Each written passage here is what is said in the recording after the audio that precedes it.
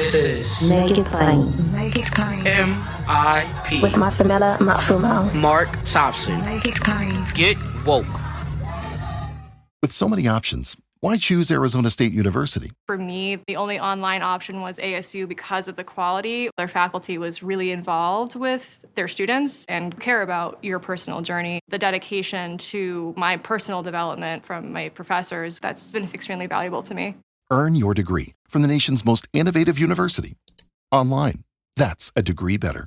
Explore more than 300 undergraduate, graduate, and certificate programs at asuonline.asu.edu. New from Radiotopia presents Red for Revolution, an audio drama about Black love, queer romance, and liberation. Join Jasmine, an 18-year-old navigating her queer identity while learning about her grandmother's secret love affair. Through her discoveries, we're transported back to 1971 to witness two remarkable women embark on a romance that defies all conventions. Subscribe to Radiotopia Presents and listen to Red for Revolution wherever you get your podcasts. Ladies and gentlemen, once again, joining us from the White House. We're on our way from the White House. We're on my way from the White House in the car. In the going car. home in a 2-hour ride. So not crazy, as I'm sure some of you are about her driving and talking to us. So don't look at me. I'm not. I know it's hard not to look at me. I'm married. I know. I'm just being serious. I'm married. Put a ring on it. I'm kind of funny looking, so it's probably easier not to look at me. But April Ryan, our senior White House correspondent, White House bureau chief at Black Press USA. God bless you all. Well, first of all, let's start with this White House press conference. That was why. Let me let you just go, and then I'll ask some follow-up questions. But right off the bat, Stephen Miller was DI, blah blah blah blah. He was going in on DI, and then when I'm fast forwarding and give you a synopsis. Caroline said, "Well, you guys keep asking him, what about the others?" I said, "What about DEI? What about DEI?" Stephen Miller looked at me, and then Stephen Miller leaned back. I was like all the way up in the front against the wall. He leaned back, was like and nodding and smiling. And I had my mask on, and I was like, I want to answer to this. And Caroline leaned back as if to say, okay, but she had to roll because time constraints with the president. So I found out later on, everybody was telling me, Stephen Miller said, I wanted to answer April's question. Stephen Miller wanted to answer my question on DEI. Not going to say what I was going to ask because people watch us and they try to take my questions. So you can assume what I was going to ask. So now here's the deal. Here's the real deal. In that White House East Room event, as they're shutting down DEI, as they're anti-woke, as they're pulling federal funds from teaching anything about wokeness or DEI, the president said, acknowledged, one of the reasons why he's president is because of Black people, the African American vote, and also the fact that and this is true, he got the most, I know at least of modern Republican presidents, he received the most Black votes in the last 30 years. Now I've got to juxtapose that with Richard Nixon because I believe he had some high numbers back then. That was, that was a different time. But Richard Nixon got a lot of numbers, but it started shifting because of civil rights. And a lot of Black people went Democratic. But you have to remember, Black people by our nature, we are conservative leaning. But if you're not going to do us right, we're going to walk away from you, just like this, everybody talking about Target. But anyway, there was a lot going on in that East Room. I caught on camera. I have never seen, people were so excited. It was jam-packed. Never seen people standing on chairs in the White House. Never seen that in my life. They were so enthused about Tiger Woods and the president, Tim Scott and everybody, but they booed the Pfizer president. And they booed him. I was told the reason why they booed him is because of the life-saving vaccines that they have, particularly for COVID. The room was jam-packed. It even spilled into the hallway. It was the place was on a high for the black people there. It was on a high for President Trump. As a reporter, that's what I see. So well, now first of all, this was people standing on chairs. This is for the Black History Month reception, correct? Yeah. Yeah. So I want to go back to the press conference though. You want to go back to the briefing? Okay, go ahead. Because that's kind of wild. So first of all, why does Stephen Miller scream so much? What is that? When you're in that I guess he wants to get his point across. He wants to get his point across. All right. And he came in hot. He pretty much showed every bit of disdain anybody could show for immigrants on DEI. And he was saying, and when he was saying, we're sending the criminals back. And I'm saying, are you going to qualify and quantify this? Because every migrant is not a criminal. Right. So, but he did talk about the gangs, but what about the others? It's just not gangs that are being sent back. It's just not gang members that are being sent back home. And do we really even know, April, for certain is that these are actually gang members to begin with? We don't know that, do we? No. I mean, there's no proof of that. And I said this the other day, and let me just throw this out to you. What incentive would gang members have to come here in the first place? Because a lot of these countries, gangs are running the show. So if I'm doing well in Colombia or the DR, running on Honduras, running a gang, making money, why would I come here to work in a hotel? Does that make you understand what I'm saying? So that's why I'm wondering whether any of these people. But people come here. Let's explain migration to this nation. For some people in this modern time, not back when they saw Lady Liberty or slavery, because this nation, and Barack Obama said it right, migrants and slaves. Let's say that. Migrants and slaves. So here's the thing. When people leave a country and they seek asylum, let's say Haiti, for instance. Haitians are leaving, and in this country, there are, you seek political asylum because of unrest in the country, political unrest. Haiti is always different, but Haiti has not had a democratic election. The president was assassinated. They've had earthquakes, and gangs are running the country. You have to file for asylum in the country, which I don't understand how you're going to do it, really, with people scared to even go anywhere.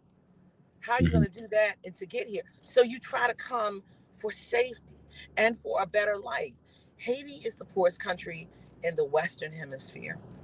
I've been there, and you've been there too.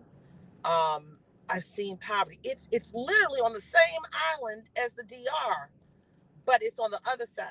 The twain shall never meet. Okay. Right. So here's the thing. In that poverty, I saw beauty. I'm gonna tell you how impoverished it was when I was there. I went there with Condi Rice. We went under UN. We were UN security. The UN blue helmets were protecting us. And she was talking about democracy. And we were there. And when we walked through the streets, I saw like a piece of wood that you would buy from Lowe's, not Home Depot, but from Lowe's. And I saw a piece of wood, and it was like it was a plank, and it was slanted across the curb over top of a gutter that had all this dirty water running underneath, and they were selling meat. I said, Lord, thank you. You just thank God for the things that you have. The creature comforts that we have that we take for granted. Right. I saw them selling tires on the side of the road, cut up tires for shoes with straps on it. Yeah. So, but again, but a lot of people, as we said, who are coming are escaping gang violence. That's right, escaping gang violence and trying to have a better life. But that means they're not the gangs. That's why when he keeps saying gangs, no, these are actually people. Right, and you cannot qualify everybody as a gang member. You cannot. It just, everyone is not, you cannot do a broad brush. So So that's what I learned in my HBCU and in my Catholic school that I attended. You know, you don't do a broad brush approach. So I don't know. so now as of a lot of the migrants have are losing that protective status to come here. So Huh. that's the issue. That's the issue before us. I Not think only, hold on, not only migrants are losing protective status. Do you realize I'm doing a lot of interviews with people so I can do these stories for Black Press USA. Do you realize people who are transgender, who've actually identify as another sex, they were born one sex and identify as another, they're not giving them their passports now. I just found that out. There's a lot that's shutting down, and it's just starting to trickle out. Right. So let me do this. I think I got a clip of Miller. Let me try to share this with everybody, and then we're gonna. Yes, please, because that was a strong clip. I hopefully I had the right one. If not, you'll tell me. But the thing is, folks, Yeah. This is this is really something else. So here's Stephen Miller today at the White House press briefing. He has renamed the Gulf of Mexico, as you all know. He has renamed the Gulf of Mexico to its correct and proper name, the Gulf of America. He has renamed Mount Denali into Mount McKinley, part of a historic effort to restore patriotism and national pride all across the country. So he was touting that as if that was such a big deal, that he's renamed all these things. I mean, that's But wait a minute, but that's one of the reasons why. Well, that is the reason why AP was kicked off the plane to go to Mar-a-Lago. That's the reason why they weren't allowed in certain events. But I think they did let their photographer in today. So the photographer did get in today for today's event for the Black History Month thing. Yeah. So now moving on. I was going to stay on the briefing for a few more moments. Big conversation about Ukraine. What was your take on that? Peter Ducey from Fox asked a brilliant question. He said, who's at fault? Is it Putin or Zelensky? And they wouldn't say. But what we do know historically and what we've seen in the news is that Putin wants certain parts of Ukraine, and they just moved in. This has been the longest where we have thought that, well, what we've thought about Russia and its military power has been proved wrong, because they're still fighting this thing. This thing is still, they're still trying to figure it out. Russia didn't win this. Do you understand what I'm saying? Mm-hmm. Russia didn't win this militarily. So they don't have, that was exposed. But in the briefing today, they would not say who was at fault. And if by what we know in history, and if I hit you, I started the fight. If I hit you and I took your lunch, I started fight. If I hit you, took your lunch and said, I'm taking your house with the swimming pool and the land, and you're not gonna say nothing about it. And if you do, I'm gonna come get my brother over here to beat you up. Yeah. I started the fight. It's just that simple. And we've seen this before, guys. So I think I have that clip, folks. So this is the Ducey question, and this is not the first time we've heard this response, but it was on the record from the White House briefing room today. So here's Ducey asking the question. Who does he think is more responsible for the Russian invasion of Ukraine, Putin or Zelensky? Well, look, his goal, Peter, is to bring this war to an end, period. And there has been ongoing fighting on both sides. It is World War I style trench warfare. His frustration with President Zelensky is that you heard is multifold. One, there needs to be a deep appreciation for what the American people, what the American taxpayer, what President Trump did in his first term and what we've done since. So some of the rhetoric coming out of Kyiv, frankly, and insults to President Trump were unacceptable, number one. Number two, our own Secretary of Treasury personally made the trip to offer the Ukrainians what can only be described as a historic opportunity. That is for America to co-invest with Ukraine in their. Who does he?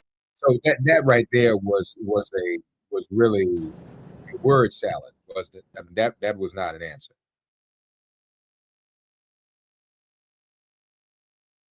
We may have lost April. She's in the car. Well, you all heard it, and we'll see if April is able to rejoin. There we go. So April, that wasn't a real answer. That was a word salad. Nope. Okay. Can you hear me? Uh-oh. I can hear you now. There we, I got you now. So that was not a real answer. That was a word salad. Yeah, but there's several things that I pulled out of it. One, he would not. First of all, Peter Doocy said, "Who's responsible for the Russian invasion?" The answer was right there.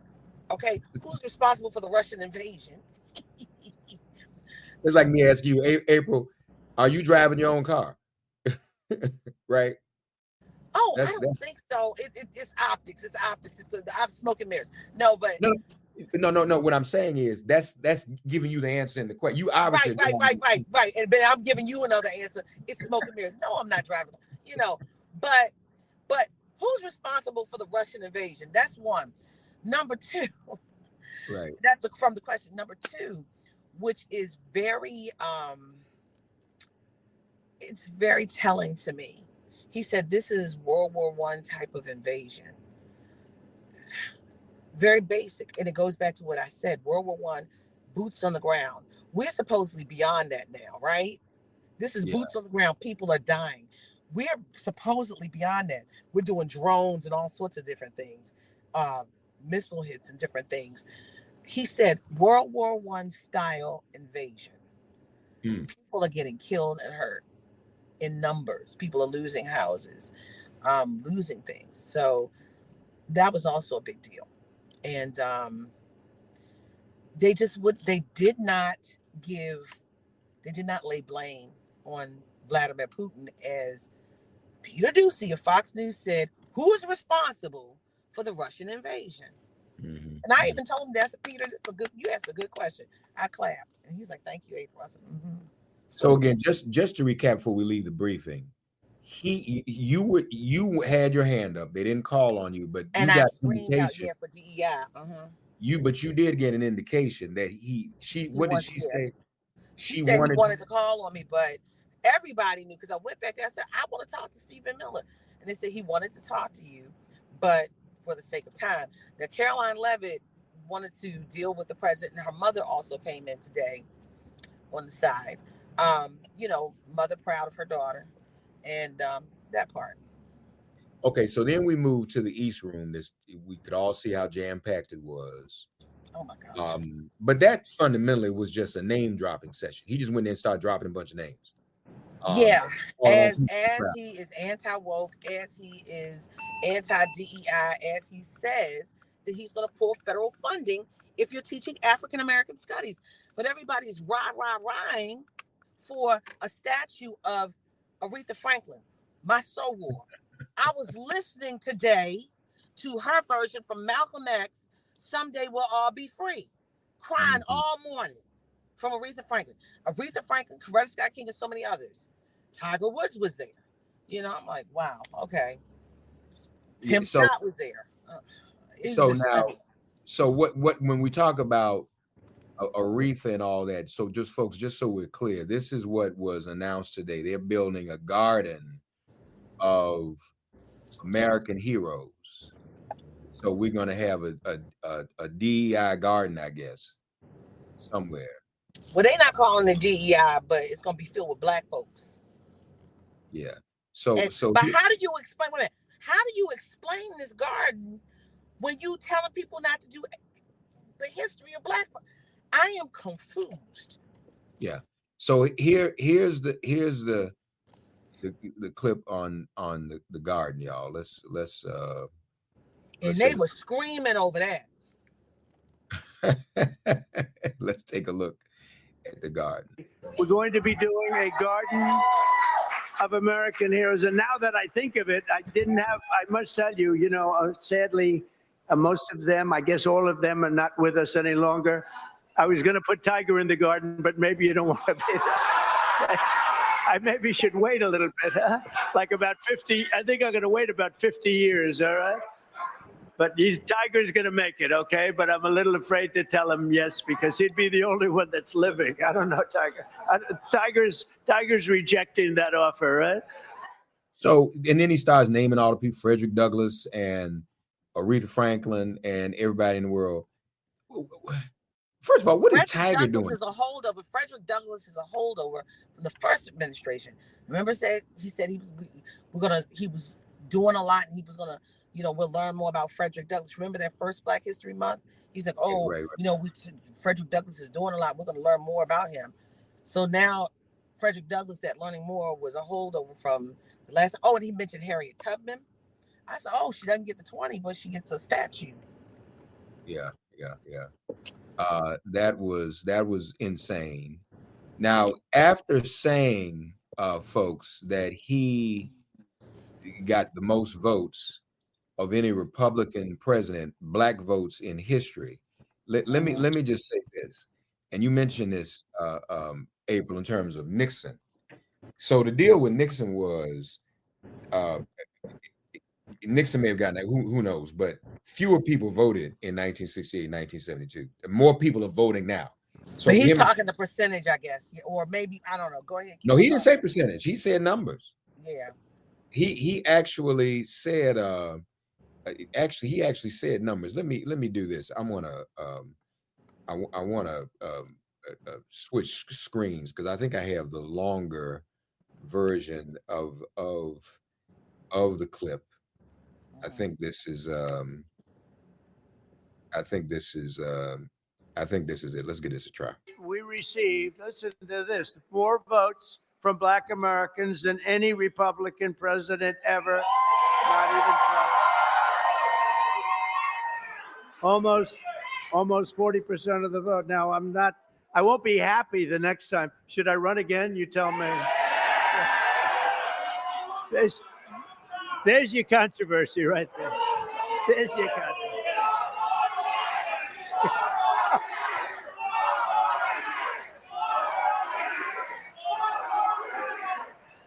Thank you. You'll be seeing that on you're gonna see that tonight, Tim, on television. I want to thank just a few of the people who are with us today, and these are great friends of ours. So there you have it, that folks. So he said votes, not a percentage. Percentages. So they said, and that may be true, because like I said, more people vote pretty much every, like 70, almost 180 million people, 160, 180 million people voted. So you're going to get more votes by default in a situation like that. But then, so let me say this, the 4 more years thing. I heard 4 more years, and I couldn't understand half. It was like it got garbled. I heard 4 more years at first, and I heard some other stuff. But let me say this to you: if there is another election, and hey, he said if you're Christian, you won't have to vote anymore. I'm still trying to find out what that is. But here's the thing: if there's another election, and if he runs again for president, if he's allowed another term, let's see how great the hurt is, because politics is personal. And I'm talking to a lot of people who are terrified, who've lost their jobs, losing their jobs. Do you realize 20% of us, people who look like you and I, work for the government? My mother was a government employee for Morgan State University, 42 and a half years until her death, my alma mater. So, I'm connected right to, I am April Ryan, who I am, from a man who owned a trucking company and a woman who worked for the government. So there are a lot of people out here who are anticipating hurt and are fearful, can't pay their mortgage. They just got fired, didn't get a severance package. They're firing employees and contractors. That is what leads. We're seeing people who said, I voted for you, and now I'm not getting SNAP, and now my farm is going up. White people. Oh, I voted for you and I'm losing my job. I guess they felt it was okay because they thought it was the other people, not them. But now it's on them. And the bottom line is you too are getting hurt like everybody else. You're not exempt because you voted for him. The pain is going to be everywhere.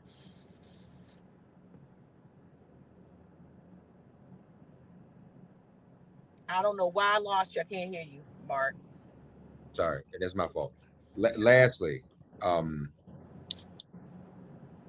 what was Tiger? Well, I can't ask you about Tiger, but describe for us the. I didn't even see him. I was all the way in the back. People were standing up on the chairs.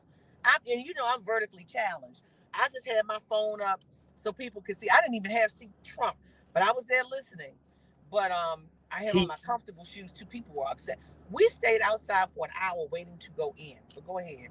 So it looks like they bought Tiger's presence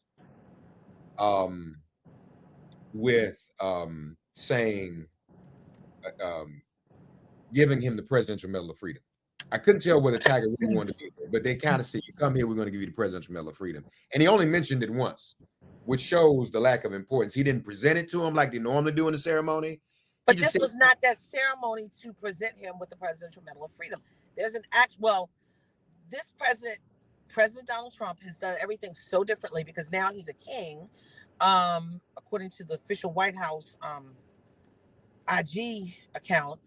But he could have done it. He could do whatever he wants. But traditionally, when you have those ceremonies, it's a certain kind of solemn, serious ceremony, and is specifically for that. That kind of rocks crowd. People, would you want to get a medal that with that kind of esteem, with people standing on the chairs and booing Pfizer and stuff? No, you want the dignified history of that room and the moment in the space that it normally is afforded instead of something like that. But I guess what I'm saying is what was the urgency to get him in there? I'm saying they must have done a carrot on a stick kind of a thing. In other words, he brought Tiger there. He said, I just gave him the Presidential Medal of Freedom. But it seems like he and Tiger are very good friends. It seems like, look, Donald Trump has golf courses, some of the best golf courses around the world. Okay? And what does Tiger Woods do? Come on. And that's why some of the rappers are still down. Well, Snoop wasn't at the time. This is before Snoop switched. But some of the rappers are down with him because they would go sing in Atlantic City or wherever his casinos were and his hotels were. So you have to remember, he's not just a businessman. He is a businessman who catered to a certain type of person. And many of these people, became friends with him. And I remember on many instances, the White House used to invite Tiger Woods with Barack Obama. And I remember with George W. Bush too. But he really made a big splash today. So before I let you go, how would you describe the black folk? And those of you watching on screen, you can see the post he made yesterday, long live the king. So he's really, at the end of the day, he's talking about. Oh no, it was not just the post. There was a picture that I retweeted on IG. It looks like Time magazine picture, and it has a crown on his head on the official White House page.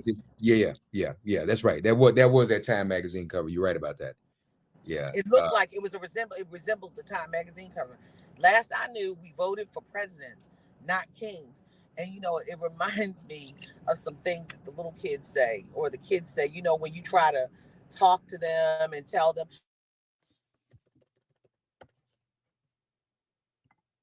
you're not the boss of me. And can you hear me? I'm sorry. Yeah, I got you back. You good. I got you. You. You know how when the little kids say, you're not the boss of me, you're not the boss of me. There's some people saying, you're not the king of me, you're not the king of me. Right.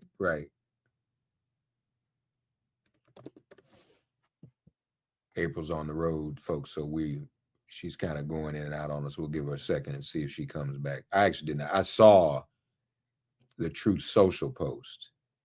I actually did not see the Instagram post, so that's a little crazy. The White House, what they did was actually share the Time magazine post. Here it is right here. I'll share this with you all now, so you can see it for yourselves. But and we'll see if we can get we'll keep trying. We may have lost her, but we'll see if we can get her back. But here, I believe, here we go. Here is the post that the White House shared on Instagram. Everybody. So you can kind of, see that for what it is. The king. He is the king, or whatever, you want to say about that. All right. Update from April Ryan. She's on the road, which again is not ideal, but she's got to get home. What a day. Another interesting day at the White House. I'm going to, you all bear with me, just by way of information, those of you who are here. I want to just try to share one more clip from the press briefing.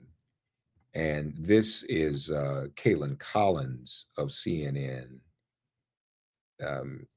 asking a question of